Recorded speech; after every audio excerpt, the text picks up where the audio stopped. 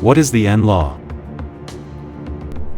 The NLAW is a light shoulder-fired weapon with excellent portability that allows the operator to also carry a rifle.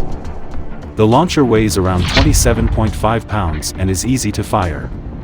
It shoots a surprisingly powerful 155mm high-explosive anti-tank missile. The NLAW can take out a tank or vehicle between 20 and 400 meters for moving targets, and up to 800 meters for stationary vehicles. NLAW is easy to use. Operators just have to look through the sight, line up the target, and hold for 3 to 5 seconds before firing.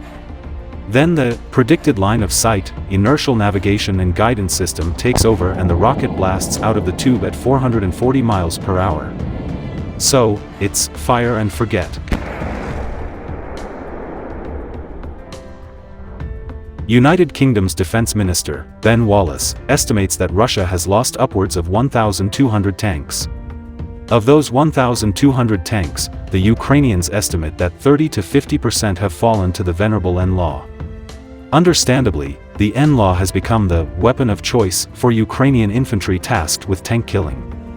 The NLAW's success attributes mainly to the system's ease of transportation and ease of use. Like the Javelin, the NLAW can target the top of a tank's turret where the armor is usually the weakest part. Operators just aim 1 meter above the tank and the downward-shaped charge does the rest. One disadvantage of the NLAW is that it is one shot, one kill.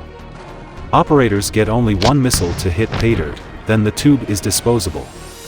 That's why the British and other countries that have NLAWs will have to send more. NLAWs are also not cheap at $40,000 a unit. British-provided NLAW anti-tank system turning the tide in Ukraine. Scrappy NLAW anti-tank missiles have the punch to eliminate Russian tanks. The next-generation light anti-tank weapon, NLAW, was provided by the British before the war in January. The Ukrainians are setting up counterattacks and ambushes in the suburbs of Kiev on Russian armored columns using the NLAW.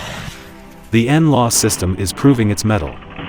Since the NLAWs came over before the war started, they were able to be distributed widely to soldiers, and the Ukrainians are taking the initiative to blast Russian armor. The UK government has delivered more than 4,000 anti-tank weapons including NLAWs and Javelin missiles to the armed forces of Ukraine, for deployment against Russian forces during the 2022 Russian invasion of Ukraine.